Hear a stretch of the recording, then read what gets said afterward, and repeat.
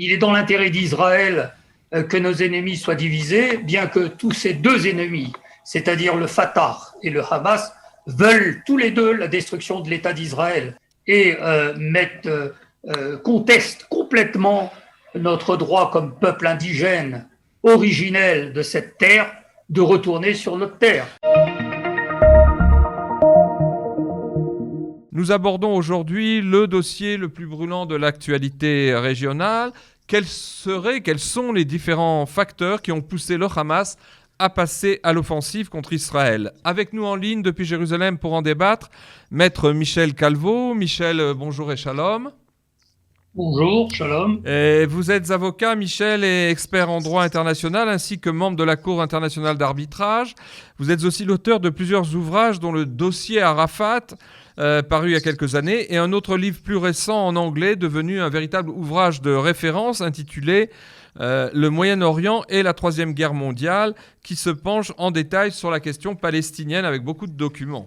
Alors, rentrons dans le vif du sujet. En tant que spécialiste de la question palestinienne, sur laquelle je viens de le dire, vous avez donc publié plusieurs études de fond et au moins 2 ouvrages de référence. Comment expliquez-vous cette assez subite montée en flèche ces toutes dernières semaines de la violence et de l'agressivité palestinienne, d'abord contre la police israélienne dans les rues de Jérusalem, puis ces derniers jours avec l'offensive très agressive, concertée du Hamas et du djihad islamique de Gaza contre la capitale israélienne et contre finalement la plupart des grandes villes du sud et du centre du pays. Qu'est-ce qui explique cette flambée ?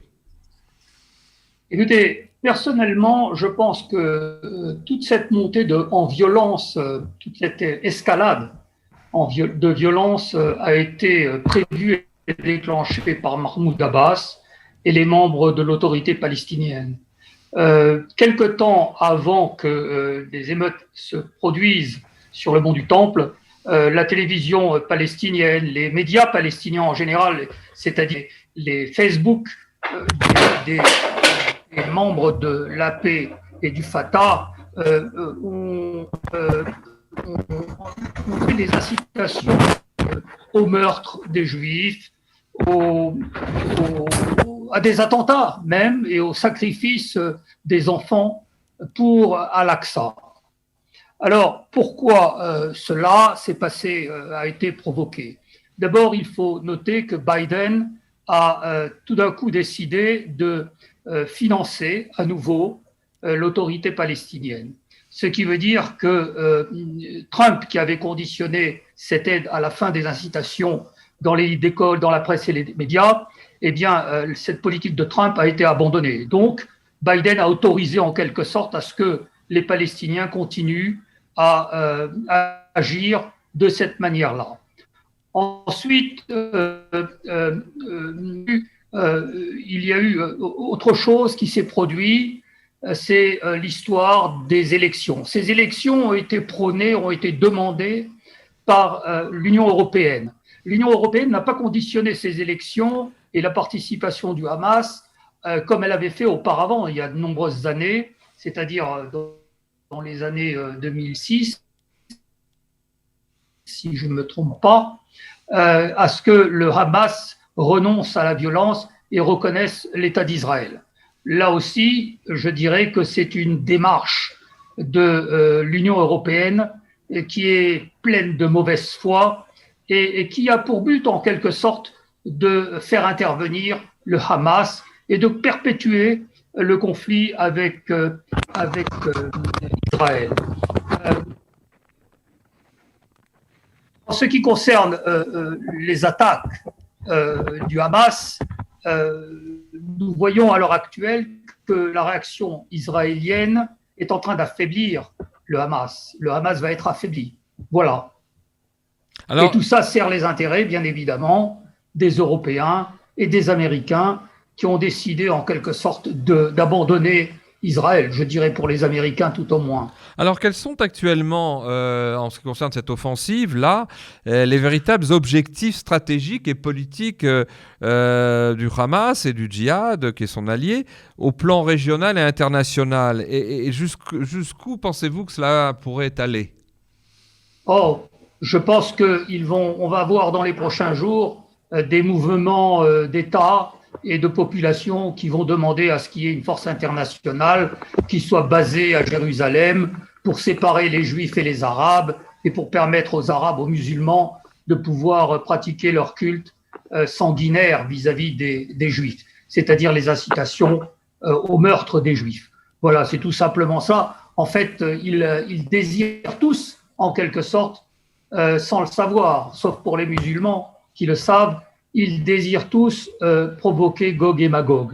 D'ailleurs, Gog et Magog est prévu dans le Coran et ils attendent Gog et Magog parce qu'ils savent que le Mahdi, c'est-à-dire le Messie, viendra à ce moment-là. Ce qui est curieux, c'est qu'ils ne considèrent pas ce que le Coran dit à propos de Gog et Magog. À propos de Gog et Magog, le Coran dit que les musulmans vont interroger Dieu et vont lui demander pourquoi a-t-il fait ça quand ils auront leurs visages qui fondront sous l'effet de la sanction divine. Et Dieu leur répondra, mais qu'avez-vous fait? Je vous avais prévenu.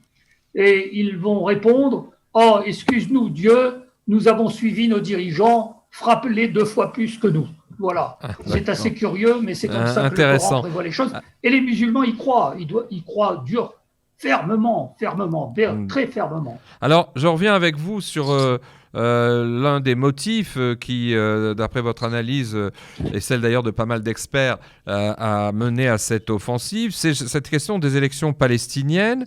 Ces élections qui ont été sans cesse repoussées. Il faut rappeler aux auditeurs que ça fait 15 ans que Mahmoud Abbas, le président de l'autorité palestinienne, est au pouvoir, alors qu'on aurait dû organiser un scrutin déjà depuis plus de 10 ans, et que donc cette force que constitue l'autorité palestinienne et l'OLP, tout comme le Hamas, sont des entités totalitaires qui n'ont rien à voir avec la démocratie électorale. Mais alors justement, ce qui a poussé Mahmoud Abbas à se replier sur les émeutes et à faire monter les enchères à Jérusalem, c'est justement le fait qu'il redoutait une défaite cuisante aux élections et une victoire électorale du Hamas. Est-ce que c'est juste ça ? Oui, en fait, ils espèrent tous, c'est-à-dire les Américains et les Européens, espèrent tous qu'Israël va faire le ménage avec le Hamas, va en quelque sorte détruire toutes les installations du Hamas, va tuer tous les dirigeants du Hamas, de telle façon que Abbas ait les mains libres. Et tout cela, les Israéliens ne le savent pas, agissent selon à court terme, disons, sans regarder le long terme.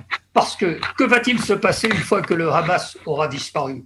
Eh bien, il n'y aura un seul gouvernement palestinien et non pas 2, qui sera à Ramallah entre les mains de Abbas.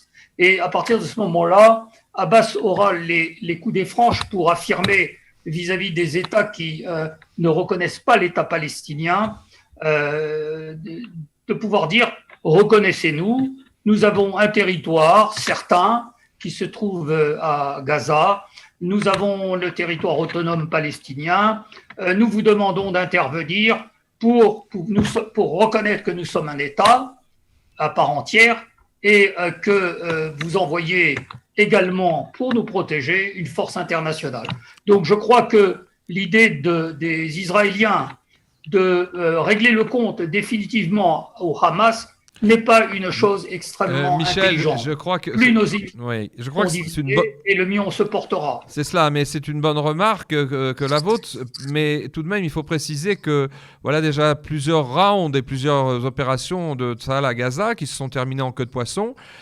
Justement parce que, dit-on, entre autres, le Premier ministre Netanyahou a fort bien compris l'équation que vous posez, c'est qu'il n'a pas voulu faire disparaître le Hamas et laisser le Hamas devenir un petit califat à Gaza, justement parce qu'il avait conscience que si le Hamas disparaissait, ça unifierait le mouvement national palestinien et que ça mettrait immédiatement l'Europe et la communauté internationale en position d'exiger qu'Israël reconnaisse reconnaissent l'État palestinien. Et je crois qu'il y a une compréhension tout de même de la part de Netanyahou, même si son pouvoir, évidemment, aujourd'hui pose problème, est affaibli pour des raisons politiques intérieures, mais il y a une compréhension que la nécessité, en tout cas pour Israël, que le mouvement national palestinien reste avec deux têtes et pas une seule tête, parce que ça permet à Israël, justement, de mieux résister aux pressions internationales. Est-ce que c'est votre avis tout de même ? Oui, bien sûr, c'est mon avis et je partage cette opinion-là, mais je crains que les sanctions contre les dirigeants du Hamas soient trop fortes et que le Hamas soit vraiment très affaibli après tout ce que nous allons faire. J'espère que d'un autre côté, que nous allons faire aussi pas mal de choses pour donner un bon coup, j'allais dire, sur la tête, vulgairement, du Hamas et de ses dirigeants. Il est dans l'intérêt d'Israël que nos ennemis soient divisés, bien que tous ces deux ennemis, c'est-à-dire le Fatah et le Hamas, veulent tous les deux la destruction de l'État d'Israël, ne veulent pas reconnaître l'État juif, même dans des limites réduites, et contestent complètement notre droit comme peuple indigène originel de cette terre de retourner sur notre terre. Absolument. Je crois que les Israéliens devraient approfondir ce point et dire clairement aux Européens et aux Américains, ceci est notre terre, nous y resterons, et c'est non seulement notre terre du côté occidental, mais du côté ouest du Jourdain, comme le Coran le dit. Je dois ajouter que le Coran prévoit bien toute cette situation. Tout ce que nous vivons à l'heure actuelle, le Coran le prévoit. Et il est dit que les musulmans ne reconnaîtront les juifs qu'à partir du moment où les juifs s'installeront sur les deux côtés de la terre par rapport au Jourdain. Il est important aujourd'hui pour les juifs de dire haut et fort que les juifs sont ici pour y rester par la volonté de Dieu. Alors, de la même façon qu'ils invoquent Dieu pour nous combattre, et ils se basent sur cela, sur des versets du Coran qui disent que les infidèles et ceux qui sont les peuples du livre doivent être humiliés.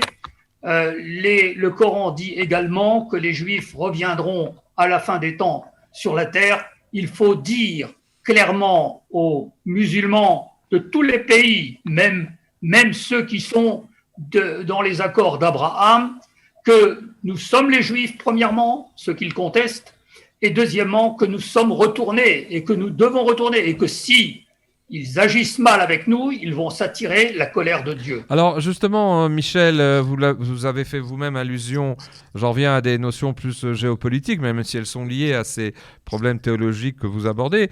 Vous avez fait allusion au fait que l'un des éléments déclencheurs de la crise, on a senti cette crise monter depuis des semaines et des semaines, à part les élections palestiniennes, c'est le changement d'administration américaine avec l'arrivée de Joe Biden à la Maison-Blanche, et qui a en fait contribué à faire chauffer les esprits, puisque tout d'un coup les Palestiniens ont senti qu'ils avaient un allié bien plus pro-palestinien que Trump, et ce dossier palestinien qui avait été marginalisé pendant l'administration Trump grâce aux initiatives dont le fameux plan du siècle du président Trump, eh bien tout cela a été balayé par la victoire de Biden, et d'une certaine manière les Palestiniens se sont un petit peu monté la tête, on peut dire, et ont planifié cette reprise des violences. Mais c'est un phénomène en fait régional, parce que si on regarde toute la région, les Iraniens n'en font qu'à leur tête,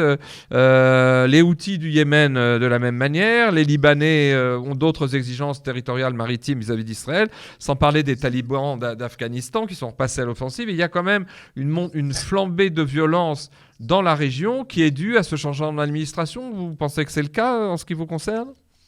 Moi, je pense que les Américains ont perdu la tête, ne savent pas ce qu'ils font. Les Américains, tels que je les ai connus à l'époque où j'étudiais le droit à New York University, en 73-74, ne sont plus les mêmes. Ceux qui avaient connu le nazisme sont tous morts, et on trouve maintenant l'islamisme conquérant dans toutes les universités américaines, qui façonnent l'esprit des enseignants par les fonds que les pays arabes notamment du Golfe, leur versent. Je constate que les Juifs américains ne sont plus juifs, qu'ils ont abandonné la Torah, c'est-à-dire les commandements, et qu'ils ne feront plus partie de notre peuple, comme le prophète Jérémie l'a dit. Si ces commandements ne sont pas respectés devant moi, alors la graine d'Israël cessera d'être une nation devant moi pour toujours. Je suis un petit peu pessimiste, mais c'est le mouvement que je constate au niveau des États-Unis. Les Américains ont laissé cette branche, une branche poussée grâce à Obama, qui a créé cette association anti-israélienne qui se dit pro-israélienne. J'en oublie même le nom. Vous allez peut-être m'aider. Oui, enfin, pardon. Oui, alors regardez, comme il nous reste que 2 minutes et demie, je vous remercie d'ailleurs de toutes ces précisions. On sait qu'il y a une déjudaïsation forcenée et une baisse de l'intérêt dans la jeunesse américaine vis-à-vis d'Israël et du sionisme. Mais je voudrais vous poser une question plus, disons, de politique intérieure. Ne pensez-vous pas aussi que, peut-être pas comme facteur, mais comme élément accélérateur de cette offensive du Hamas, il y a aussi la longue crise politique et institutionnelle qui sévit en Israël depuis 2 ans avec des gouvernements inefficaces et qui a été en plus ces dernières semaines, compte tenu de l'impasse et l'échec de Netanyahou à former un gouvernement de droite, qui a été justement couplé avec la perspective du départ de Netanyahou du pouvoir. Est-ce que ça n'a pas aussi encouragé le Hamas à ruer dans les brancards? Ça n'a pas seulement encouragé le Hamas, ça a encouragé les Biden, ça a encouragé l'Union européenne, ça a encouragé également l'autorité palestinienne et Abbas, en plus du Hamas. Vous savez, quand vous avez un ennemi et que vous voyez que cet ennemi est divisé, qu'il y a des luttes intérieures, eh bien, vous en tirez profit. Alors, c'est un petit peu hâtif comme réaction, celle qu'ils ont eue, parce que je crois que entre Netanyahou et Gantz, le courant passe, que nous savons toujours en période de crise comment nous défendre. Malheureusement, c'est souvent et uniquement en période de crise que nous savons nous défendre. Et là, nous nous défendons bien. Il faudra donner un bon coup, mais laisser en quelque sorte le bourgeon que constitue le Hamas de continuer d'exister. Écoutez, Michel, on arrive au terme du temps qui nous est imparti, un temps un peu plus court vu l'actualité. Je vous remercie d'avoir consacré du temps au Studio Qualita. Merci pour vos analyses et puis aussi merci aux auditeurs de nous avoir écoutés. Et à bientôt, je l'espère, dans de meilleures circonstances. Shalom et au revoir.